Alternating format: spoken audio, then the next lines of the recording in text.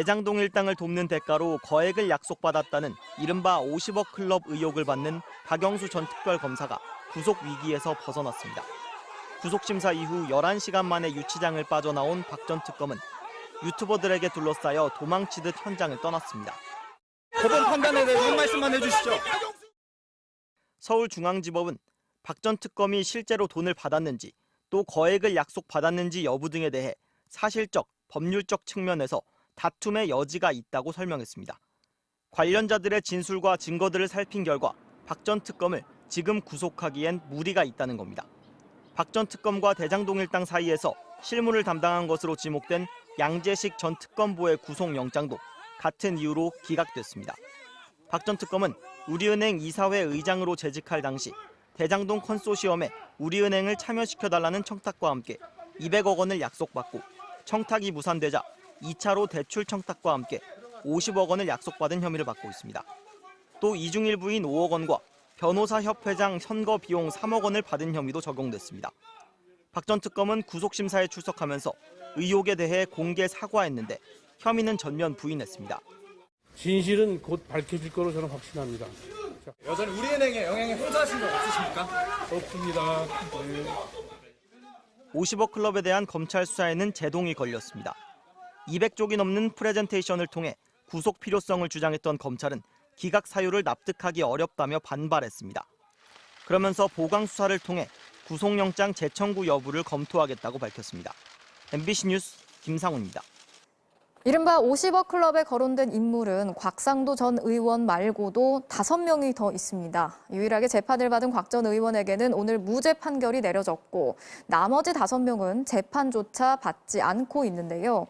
이들에 대해서는 어느 정도 수사가 진행이 됐는지 MBC가 앞서 확보한 대장동 1차 수사 기록들을 분석해 봤는데 다른 5명에 대한 수사는 큰 진전이 없어 보입니다. 이어서 김지인 기자가 전해드리겠습니다. 50억 클럽은 정영학 녹취록 2020년 3월 대화에서 처음 등장했습니다. 김만배 씨가 50개가 몇 명인지 세보자며 최재경, 박영수, 곽상도, 김수남, 홍성근, 권순일 6명 이름을 나열한 겁니다. 변호사들은 고문료로 주면 되는데 박영수 전 특검 딸과 곽상도 전 의원은 안 된다며 전달 방법도 논의합니다. 검찰총장과 대법관 출신 변호사들부터 언론사 회장까지 50억 원을 약속받았다는 의혹이 불거졌습니다. MBC가 대장동 1차 수사 기록에서 이들에 대한 언급을 찾아봤습니다. 박영수 전 특검이 그나마 자주 등장했습니다. 정영학 회계사는 2012년 박 전 특검이 김만배 씨에게 대장동과 남욱을 도와주라 하면서 김 씨가 합류했다고 진술했습니다. 검찰은 화천대유가 고위 전관들을 고문으로 영입한 과정도 조사했습니다. 화천대유 인사 담당자는 박영수, 김수남, 권순일 모두 김만배 지시로 영입했다며 권 전 대법관은 변호사 등록이 안 된 줄도 몰랐다고 진술했습니다. 매달 1,000만 원에서 2,000만 원씩 고문료도 김 씨가 정했는데 딱히 하는 일은 없었다는 진술도 나옵니다. 박 전 특검은 한 달에 2-3번 한두 시간 사업 얘기를 하다 식사하고 갔다.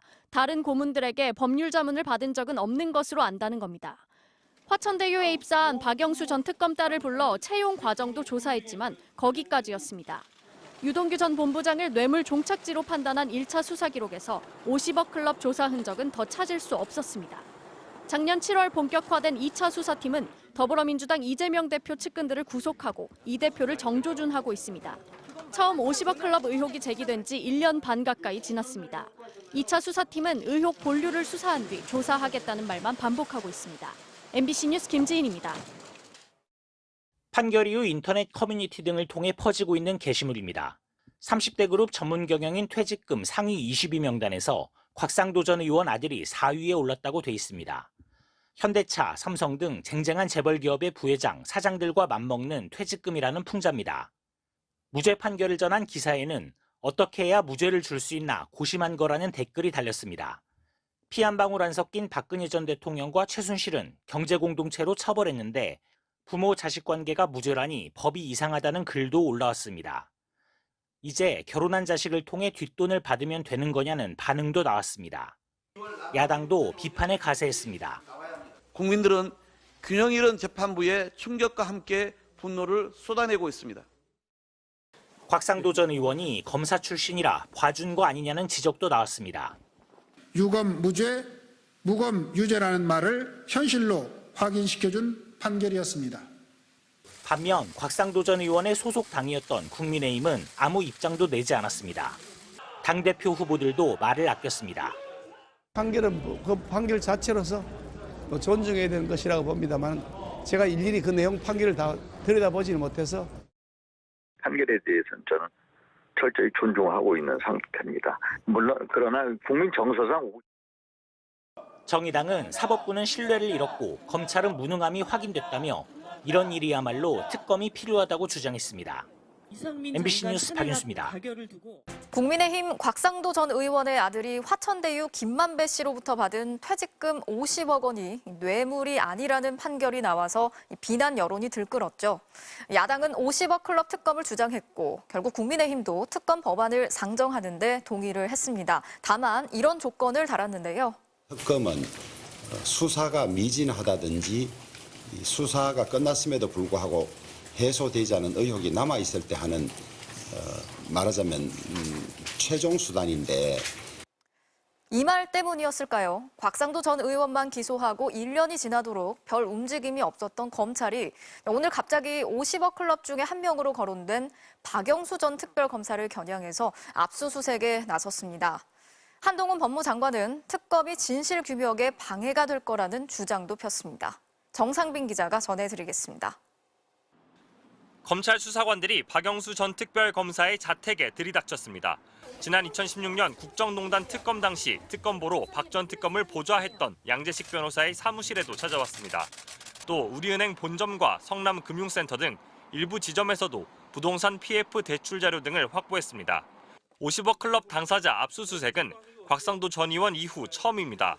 검찰은 2014년 우리은행 이사회 의장이던 박 전 특검이 대장동 일당의 청탁을 들어주고 거액을 약속받았다는 진술을 확보했습니다. 컨소시엄 구성과 대출을 돕고 50억 원이 아닌 200억 원에 달하는 지분 등 대가를 약속받았다는 진술이 나온 것으로 알려졌습니다. 검찰은 양재식 변호사는 당시 청탁과 대가 약속 등을 전달한 공범으로 보고 있습니다. 정영학 녹취록에는 지난 2014년 11월 일당들이 컨소시엄 구성에 대해 얘기하면서 진정한 친의 한 수는 양 변호사다. 최고의 수라고 말하는 대목도 나옵니다. 공교롭게도 국회 법제사법위원회가 50억 클럽 특별검사법 논의를 시작한 날 검찰이 50억 클럽 강제 수사에 나선 셈입니다. 법사위에 출석한 한동훈 장관은 특검보다 검찰 수사가 먼저라는 입장을 밝혔습니다. 결과적으로 진실규명에 방해가 될 거다. 특검이라는 것은 수사 능력이 부족하거나 의지가 부족하거나 인력이 부족하거나 하는 경우에 보충적으로 해야 하는 경우죠. 50억 클럽 수사가 본격화되는 건 곽상도 전 의원 기소 뒤 1년 한 달 만입니다. 정치권의 특검 추진 명분을 약하게 하려고 일정에 맞춰 압수수색했는지에 대해 검찰 관계자는 영장을 청구해 법원이 발부해야 하기 때문에 불가능하다고 선을 그었습니다. 박 전 특검은 허구의 사실로 압수수색을 당해 참담하다며 의혹을 전면 부인했습니다. MBC 뉴스 정상빈입니다.